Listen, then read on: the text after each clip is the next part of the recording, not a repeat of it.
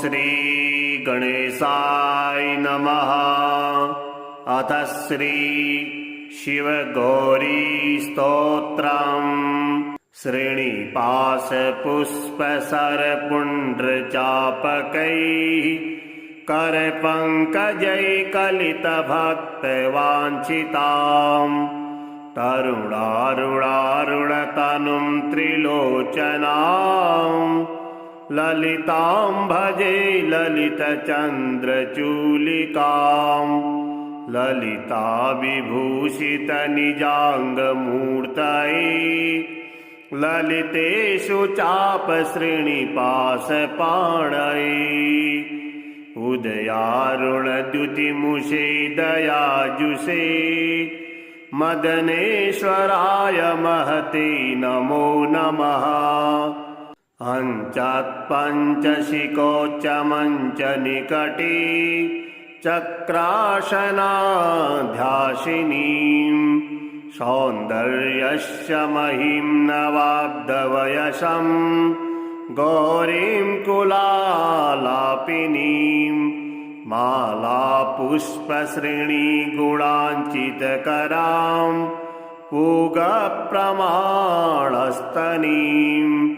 बालां श्रीललिताम्बिकाद्वितरं लीलासमुद्रां भजे चिन्तामणिग्रहवराञ्चितशक्तिचक्रा रक्षाकरं कलितकुङ्कुमरक्तवर्णम् सौन्दर्यराशिवपुषं दशवर्षदेश्यम् वन्दे कुमारमदनेश्वरमिन्दुमौलिम् अपराजितनामधेयमश्वं सुखमारूढवती सुवर्णवर्णा विलसन्मणिवेत्रपाशहस्ता परिभूयात् परमेश्वरी सपत्नान् अधिरुह्य जपारुणं तुरङ्गं करपदमाञ्चितवेत्रपाशशक्तिः परिभूतविपक्षपक्षकोऽव्यात् ऋणाभा परमेश्वरी सहायः रक्तां विचित्रवसनां नवचन्द्रचूडा मन्नप्रदाननिरतां स्तनभारनम्राम् नृत्यन्तमिन्दुसकलाभरणं विलोक्या हृष्टां भजे भगवतीं भवदुःखहन्त्रीम् उद्यञ्चिता कुञ्चितवामपादम् समञ्चिता हेन्दुकृशानुहस्तम् अन्नप्रदां वीक्ष्य महेशीं नटन्तमाद्यं नटमाश्रयामः अरुणारुणकोटितुल्यकान्तिं श्रीनिपाशाभयवाञ्छितप्रदानैः अनुरक्तकरां नवेन्द्रचूडाम्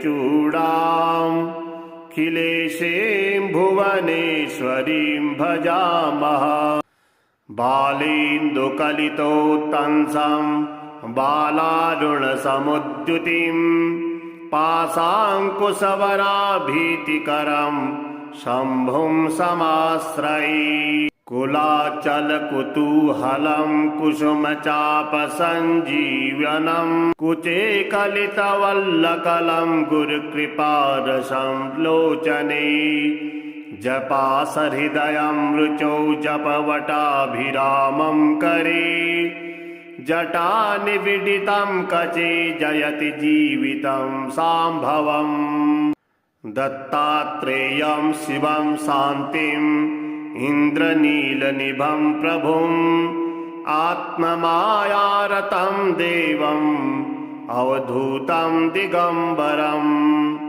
भस्मोद्दुलितसर्वाङ्गं जटाजूटधरं विभुम् चतुर्बाहुमुदाराङ्गं प्रफुल्लकमलेक्षणम् ज्ञानयोगनिधिं विश्वगुरुं योगी जनप्रियां भक्तानुकम्पिनं सर्वसाक्षिणं सिद्धसेवितम् एवं यः सततं ध्यायेत् देवदेवं सनातनं स मुक्तः सर्वपापेभ्यो निःश्रेयसमवाप्नुयात्।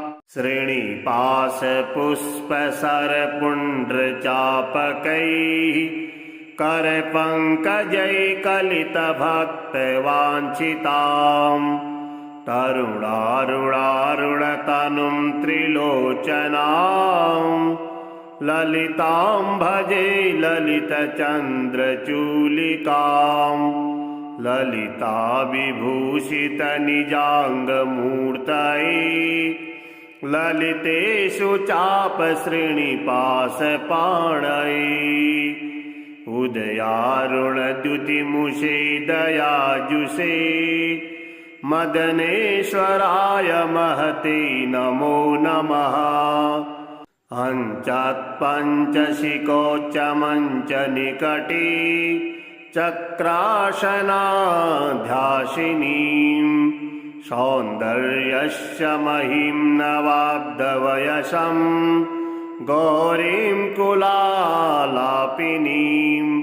मालापुष्पश्रेणीगुणाञ्चितकरां पूगप्रमाणस्तनीं बालां श्रीललिताम्बिकाद्वितरं लीलासमुद्रां भजे चिन्तामणिग्रहवराञ्चितशाक्तिचक्रा रक्षाकरं कलितकुङ्कुमरक्तवर्णम् सौन्दर्यराशिवपुषं दशवर्षदेश्यम् वन्दे कुमारमदनेश्वरमिन्दुमौलिम् अपराजितनामधेयमश्वं सुखमारूढवती सुवर्णवर्णा विलसन्मणिवेत्रपाशहस्ता परिभूयात् परमेश्वरी सपत्नान् अधिरुह्य जपारुणं तुरङ्गं करपदमाञ्चितवेत्रपाशशक्तिः परिभूतविपक्षपक्षकोऽव्यात् ऋणाभा परमेश्वरी सहायः रक्तां विचित्रवसनां नवचन्द्रचूडा मन्नप्रदाननिरतां स्तनभारनम्रां नृत्यन्तमिन्दुसकलाभरणं विलोक्य हृष्टां भजे भगवतीं भवदुःखहन्त्रीम् उद्यञ्चिता कुञ्चितवामपादं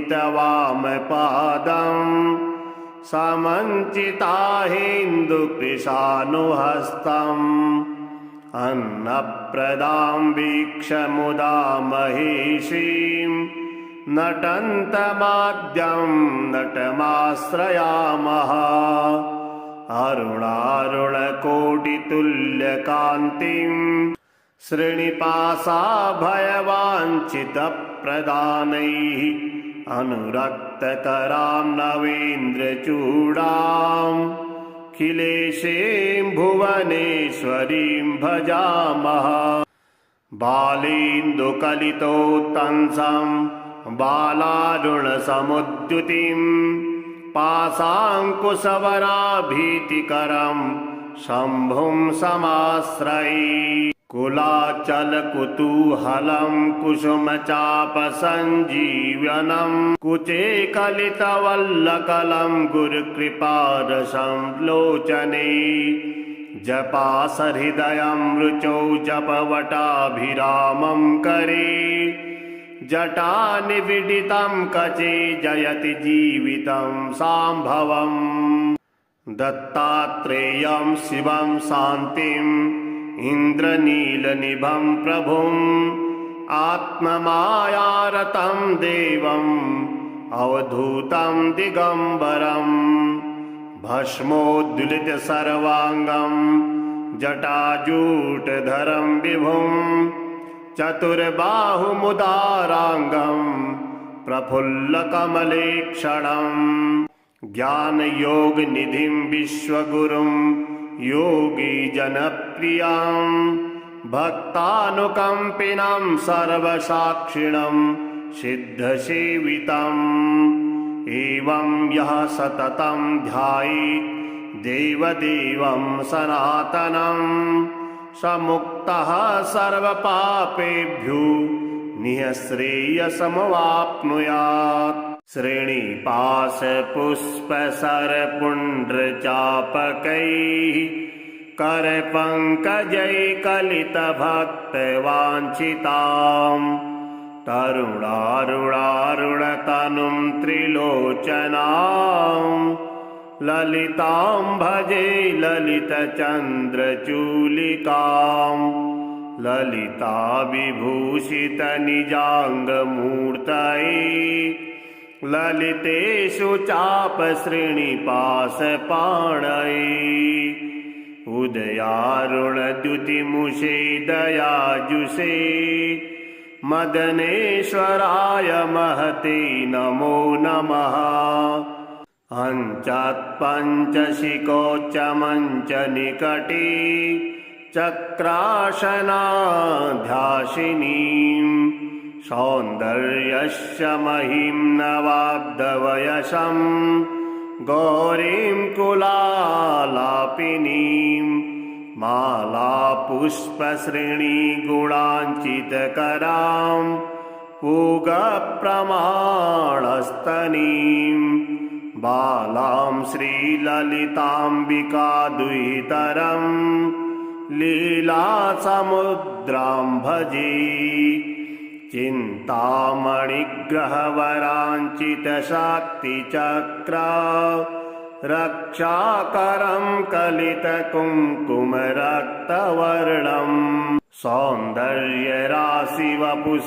दशवर्षदेश्यं वन्दे कुमारमदनेश्वरमिन्दुमौलिम् अपराजितनामधेयमश्वं सुखमारूढवती सुवर्णवर्णा विलसन्मणिवेत्रपाशहस्ता परिभूयात् परमेश्वरी सपत्नान् अधिरुह्य जपारुणं तुरङ्गं करपदमाञ्चितवेत्रपाशशक्तिः परिभूतविपक्षपक्षकोऽव्यात् ऋणाभा परमेश्वरी सहायः रक्तां विचित्रवसनां नवचन्द्रचूडा मन्नप्रदाननिरतां स्तनभारनम्रां नृत्यन्तमिन्दुसकलाभरणं विलोक्य हृष्टां भजे भगवतीं भवदुःखहन्त्रीम्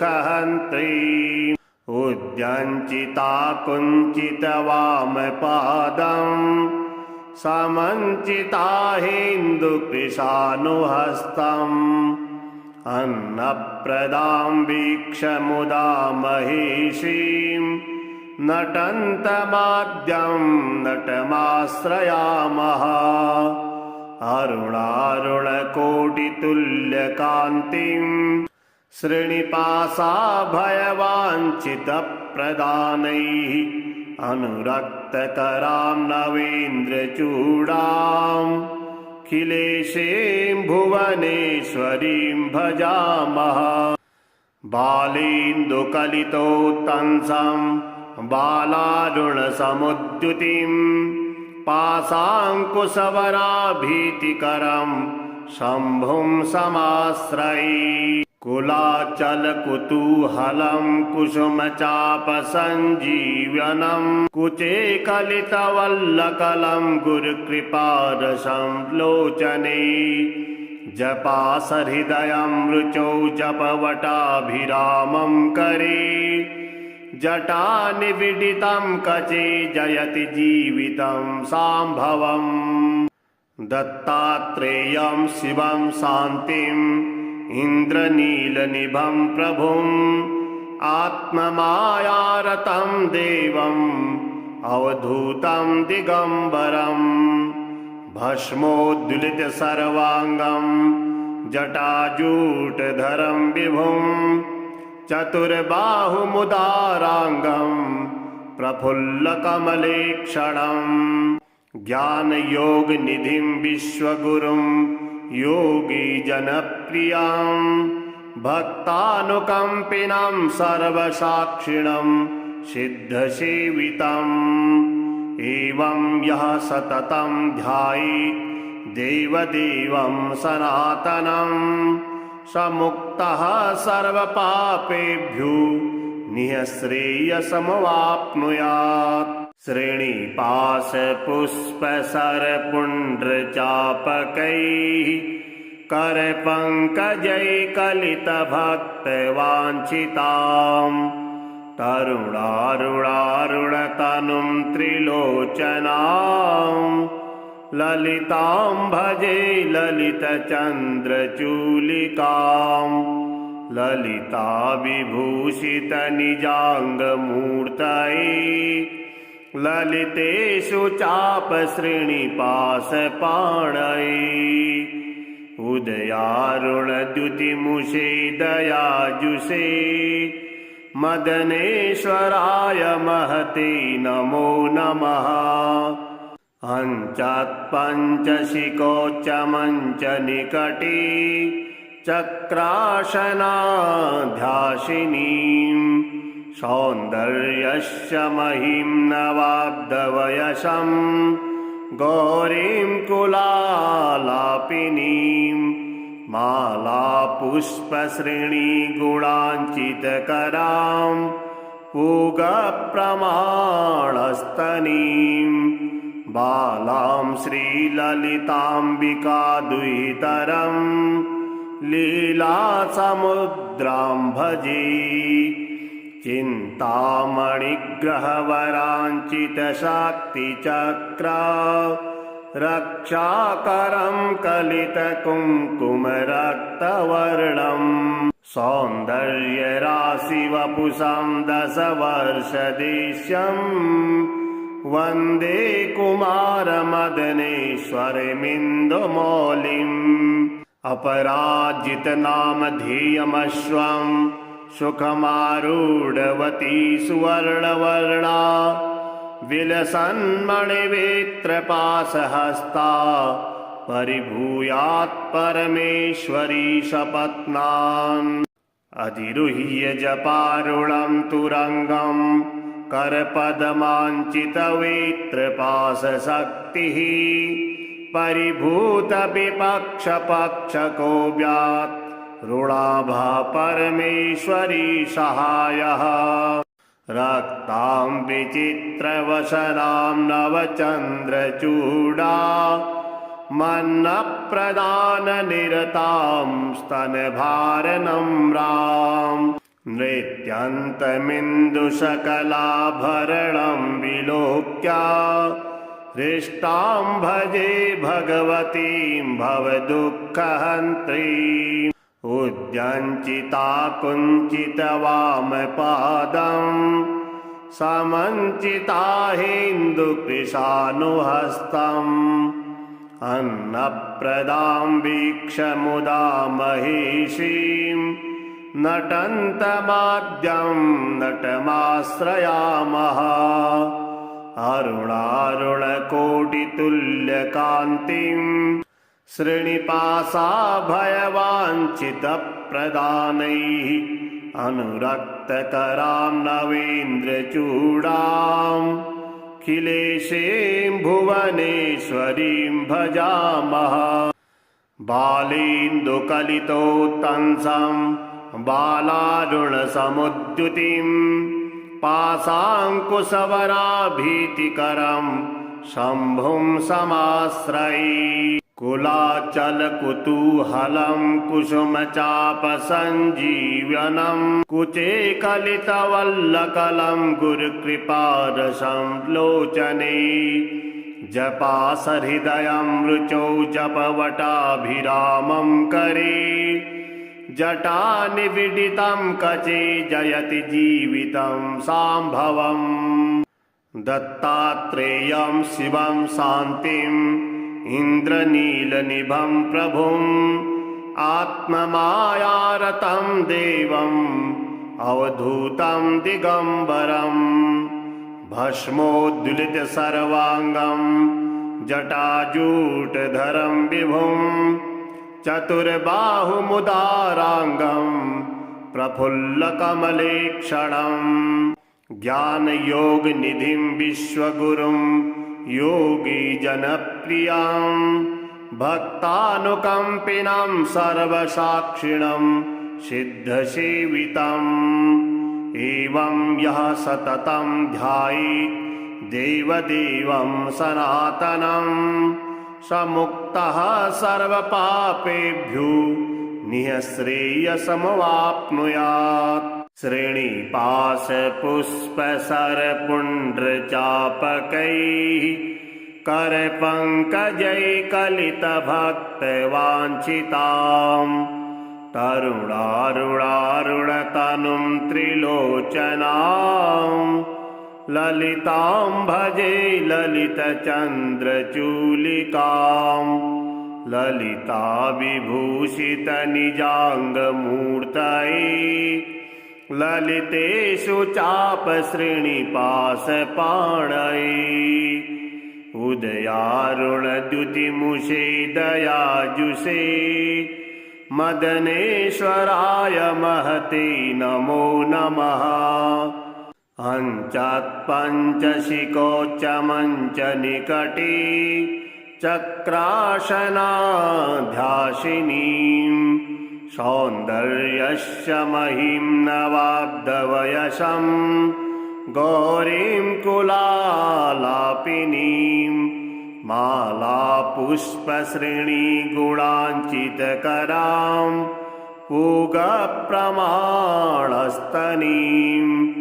बालां श्रीललिताम्बिकाद्वितरं लीलासमुद्रां भजे चिन्तामणिग्रहवराञ्चितशाक्तिचक्रा रक्षाकरं कलितकुङ्कुमरक्तवर्णम् सौन्दर्यराशिवपुषं दशवर्षदेश्यम् वन्दे कुमारमदनेश्वरमिन्दुमौलिम् अपराजितनामधेयमश्वं सुखमारूढवती सुवर्णवर्णा विलसन्मणिवेत्रपाशहस्ता परिभूयात् परमेश्वरी सपत्नान् अधिरुह्य जपारुणं तुरङ्गं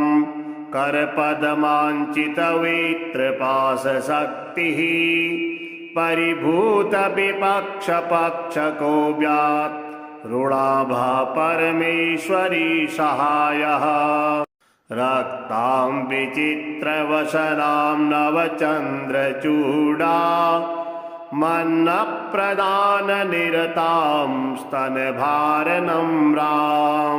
नृत्यन्तमिन्दुसकलाभरणं विलोक्य हृष्टां भजे भगवतीं भवदुःखहन्त्रीम् उद्यञ्चिता कुञ्चितवामपादं समञ्चिता हेन्दुकृशानुहस्तम् अन्नप्रदां वीक्ष्य महेशीं नटन्तमाद्यं नटमाश्रयामः अरुणारुणकोटितुल्यकान्तिं श्रेणिपाशाभयवाञ्छितप्रदानैः अनुरक्तकरां नवेन्द्रचूडाम् अखिलेशीं भुवनेश्वरीं भजामः। बालेन्दुकलितोत्तंसं बालारुणसमुद्युतिं पाशाङ्कुशवराभीतिकरं शम्भुं समाश्रये। कुलाचलकुतूहलं कुसुमचापसञ्जीवनं कुचे कलितवल्लकलं गुरुकृपारसं लोचने। जपासहृदयं रुचौ जपवटाभिरामं करे जटानिबिडितं कचे जयति जीवितं साम्भवम् दत्तात्रेयं शिवं शान्तिम् इन्द्रनीलनिभं प्रभुम् आत्ममायारतं देवम् अवधूतं दिगम्बरम् भस्मोद्दुलित सर्वाङ्गं जटाजूटधरं विभुम् चतुर्बाहुमुदाराङ्गं प्रफुल्लकमलेक्षणम् ज्ञानयोगनिधिं विश्वगुरुं योगीजनप्रियां भक्तानुकम्पिनं सर्वसाक्षिणं सिद्धसेवितम् एवं यः सततं ध्यायेत् देवदेवं सनातनं स मुक्तः सर्वपापेभ्यो निःश्रेयसमवाप्नुयात् श्रेणिपाशपुष्पसरपुण्ड्रचापकैः करपङ्कजैकलितभक्तवाञ्छिताम् तरुणारुणारुणतनुं त्रिलोचनाम् ललितां भजे ललितचन्द्रचूलिकाम् ललिता विभूषितनिजाङ्गमूर्तये ललितेषु चापश्रेणिपाशपाणये उदयारुणद्युतिमुषे दयाजुषे मदनेश्वराय महते नमो नमः अञ्चात्पञ्चशिखोच्चमञ्चनिकटे चक्रासनाध्यासिनीं सौन्दर्यस्य महिं नवाब्दवयसं गौरीं कुलालापिनीं मालापुष्पश्रेणीगुणाञ्चितकरां पूगप्रमाणस्तनीं बालां श्रीललिताम्बिका दुहितरम् लीलासमुद्रां भजे चिन्तामणिग्रहवराञ्चितशाक्तिचक्रा रक्षाकरं कलितकुङ्कुमरक्तवर्णम् सौन्दर्यराशिवपुषं दशवर्षदेश्यम् वन्दे कुमारमदनेश्वरमिन्दुमौलिम् अपराजितनामधेयमश्वं सुखमारूढवती सुवर्णवर्णा विलसन्मणिवेत्रपाशहस्ता परिभूयात् परमेश्वरी सपत्नान् अधिरुह्य जपारुणं तुरङ्गं करपदमाञ्चितवेत्रपाशशक्तिः परिभूतविपक्षपक्षको व्यात् ऋणाभा परमेश्वरी सहायः रक्तां विचित्रवसनां नवचन्द्रचूडा मन्नप्रदाननिरतां स्तनभारनम्रां नृत्यन्तमिन्दुसकलाभरणं विलोक्य हृष्टां भजे भगवतीं भवदुःखहन्त्रीम् उद्यञ्चिता कुञ्चितवामपादम् समञ्चिता हेन्दुकृशानुहस्तम् अन्नप्रदां वीक्ष्य मुदा महेशीं नटन्तमाद्यं नटमाश्रयामः अरुणारुणकोटितुल्यकान्तिं श्रेणिपाशाभयवाञ्छितप्रदानैः अनुरक्तकरां नवेन्द्रचूडां खिलेशीं भुवनेश्वरीं भजामः बालेन्दुकलितोत्तंसं बालारुणसमुद्युतिं पाशाङ्कुशवराभीतिकरं शम्भुं समाश्रये कुलाचलकुतूहलं कुसुमचापसञ्जीवनं कुचे कलितवल्लकलं गुरुकृपारसं लोचने जपासहृदयं रुचौ जपवटाभिरामं करे जटानिविडितं कचे जयति जीवितं सांभवम् दत्तात्रेयं शिवं शान्तिम् इन्द्रनीलनिभं प्रभुम् आत्ममायारतं देवम् अवधूतं दिगम्बरम् भस्मोद्दुलितसर्वाङ्गं जटाजूटधरं विभुम् चतुर्बाहुमुदाराङ्गं प्रफुल्लकमलेक्षणम् ज्ञानयोगनिधिं विश्वगुरुं योगीजनप्रियां भक्तानुकम्पिनं सर्वसाक्षिणं सिद्धसेवितम् एवं यः सततं ध्यायेत् देवदेवं सनातनं स मुक्तः सर्वपापेभ्यो निःश्रेयसमवाप्नुयात्। श्रेणिपाशपुष्पसरपुण्ड्रचापकैः करपङ्कजैकलितभक्तवाञ्छितां तरुणारुणारुणतनुं त्रिलोचनां ललितां भजे ललितचन्द्रचूलिकां ललिता विभूषितनिजाङ्गमूर्तये ललितेषु चापश्रेणिपाशपाणये उदयारुणद्युतिमुषे दयाजुषे मदनेश्वराय महते नमो नमः। अञ्चत्पञ्चशिखोच्चमञ्चनिकटे चक्रासनाध्यासिनीं सौन्दर्यस्य महिं नवाब्दवयसं गौरीं कुलालापिनीं मालापुष्पश्रेणीगुणाञ्चितकरां पूगप्रमाणस्तनीं बालां श्रीललिताम्बिकादुहितरं लीलासमुद्रां भजे चिन्तामणिग्रहवराञ्चितशाक्तिचक्रा रक्षाकरं कलितकुङ्कुमरक्तवर्णं सौन्दर्यराशिवपुषं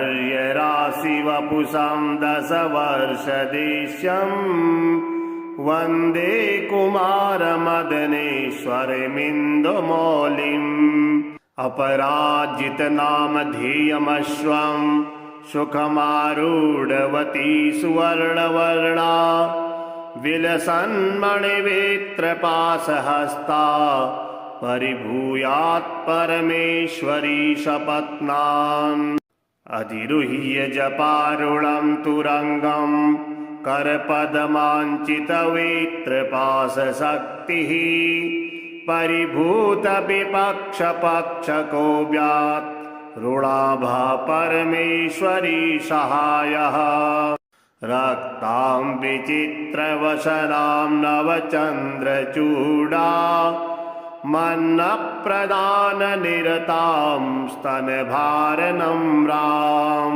नृत्यन्तमिन्दुसकलाभरणं विलोक्य हृष्टां भजे भगवतीं भवदुःखहन्त्रीम् उद्यञ्चिता कुञ्चितवामपादं समञ्चिता हेन्दुकृशानुहस्तम्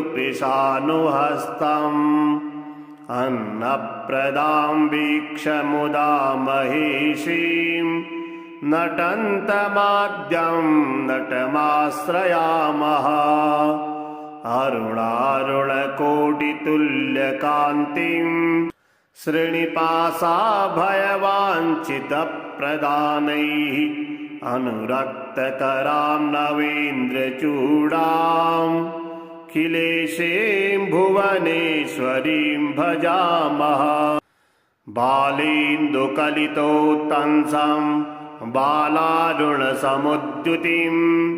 पाशाङ्कुशवराभीतिकरं शम्भुं समाश्रये कुलाचलकुतूहलं कुसुमचापसञ्जीवनं कुचे कलितवल्लकलं गुरुकृपारसं लोचने जपासहृदयं रुचौ जपवटाभिरामं करे जटानिविडितं कचे जयति जीवितं सांभवम् दत्तात्रेयं शिवं शान्तिम् इन्द्रनीलनिभं प्रभुम् आत्ममायारतं देवम् अवधूतं दिगम्बरम् भस्मोद्दुलितसर्वाङ्गं जटाजूटधरं विभुम् चतुर्बाहुमुदाराङ्गं प्रफुल्लकमलेक्षणम् ज्ञानयोगनिधिं विश्वगुरुं योगीजनप्रियं भक्तानुकम्पिनं सर्वसाक्षिणं सिद्धसेवितम् एवं यः सततं ध्यायेत् देवदेवं सनातनं स मुक्तः सर्वपापेभ्यो निःश्रेयसमवाप्नुयात् श्रेणिपाशपुष्पसरपुण्ड्रचापकैः करपङ्कजैकलितभक्तवाञ्छिताम् तरुणारुणारुणतनुं त्रिलोचनाम् ललितां भजे ललितचन्द्रचूलिकाम् ललिता विभूषितनिजाङ्गमूर्तये ललितेषु चापश्रेणिपाशपाणये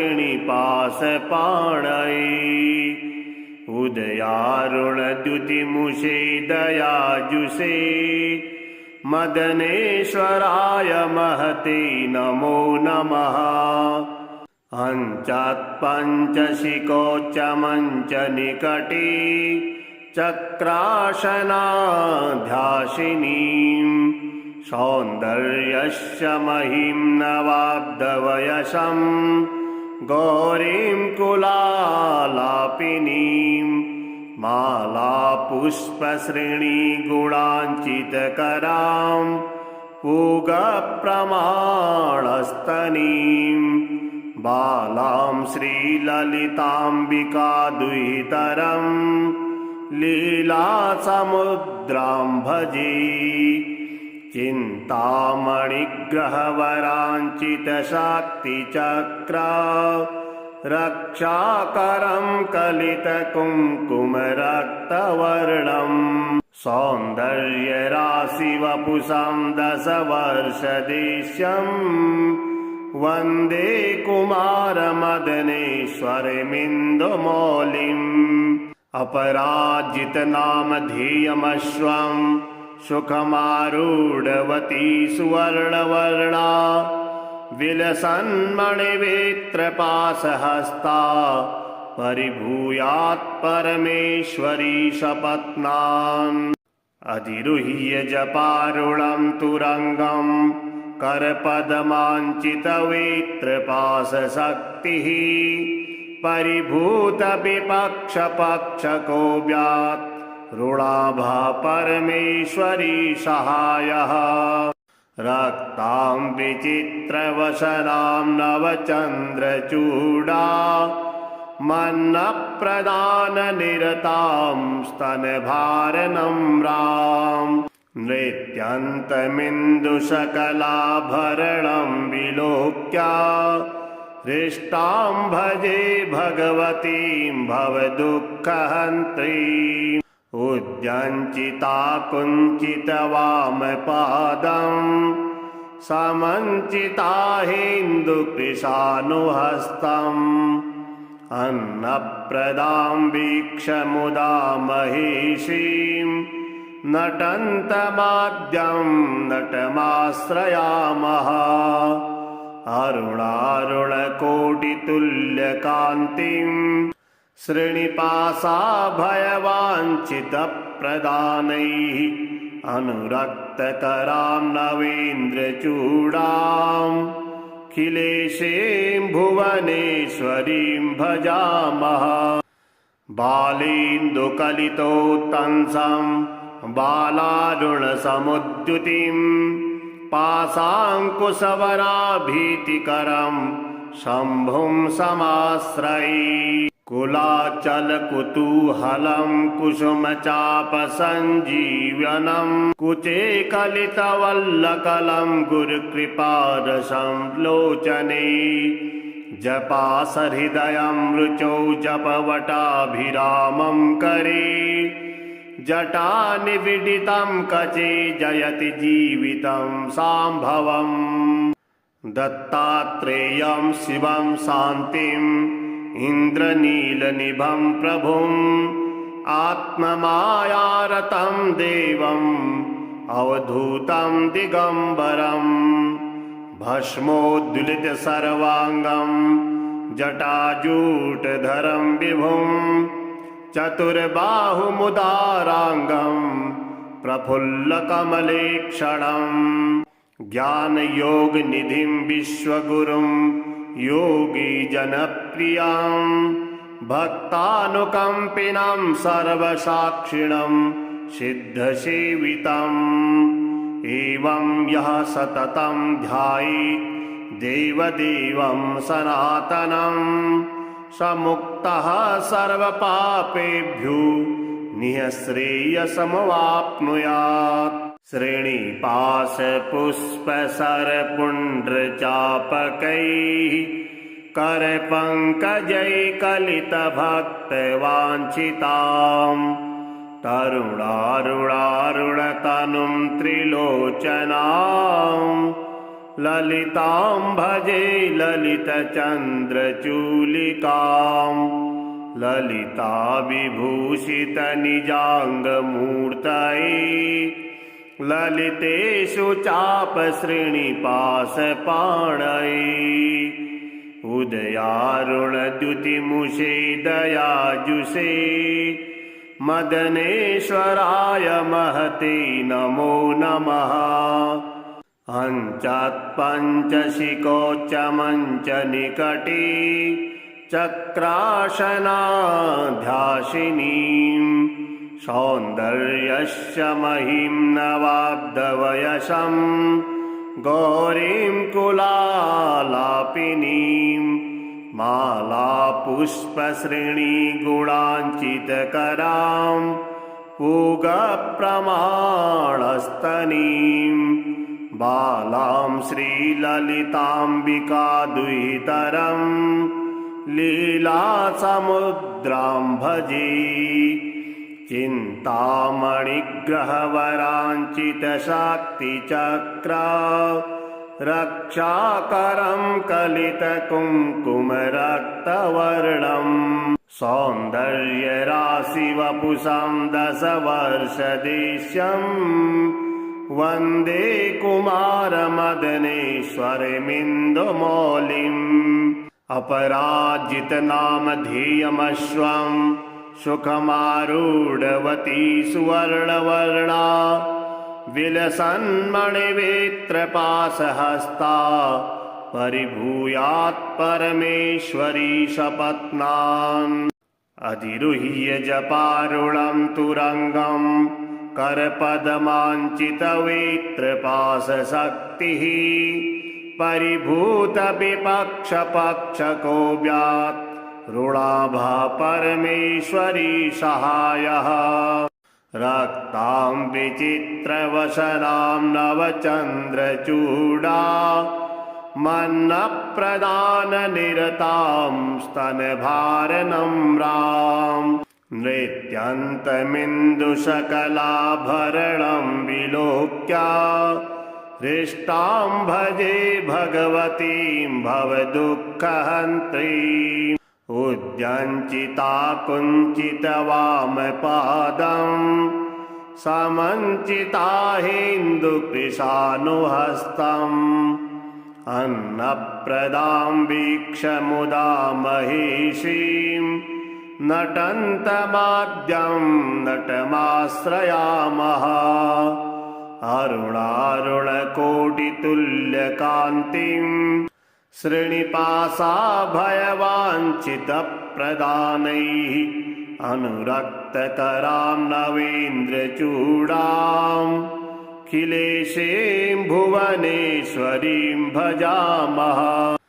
बालेन्दुकलितोत्तंसं बालारुणसमुद्युतिं पाशाङ्कुशवराभीतिकरं शम्भुं समाश्रये। कुलाचलकुतूहलं कुसुमचापसञ्जीवनं कुचे कलितवल्लकलं गुरुकृपारसं लोचने।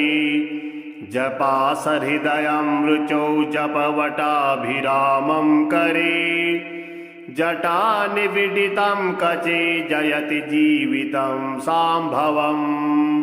दत्तात्रेयं शिवं शान्तिम् इन्द्रनीलनिभं प्रभुम् आत्ममायारतं देवम् अवधूतं दिगम्बरम्। भस्मोद्दुलितसर्वाङ्गं जटाजूटधरं विभुम् चतुर्बाहुमुदाराङ्गं प्रफुल्लकमलेक्षणम्। ज्ञानयोगनिधिं विश्वगुरुं योगीजनप्रियं भक्तानुकम्पिनं सर्वसाक्षिणं सिद्धसेवितम्। एवं यः सततं ध्यायेत् देवदेवं सनातनं स मुक्तः सर्वपापेभ्यो निःश्रेयसमवाप्नुयात्।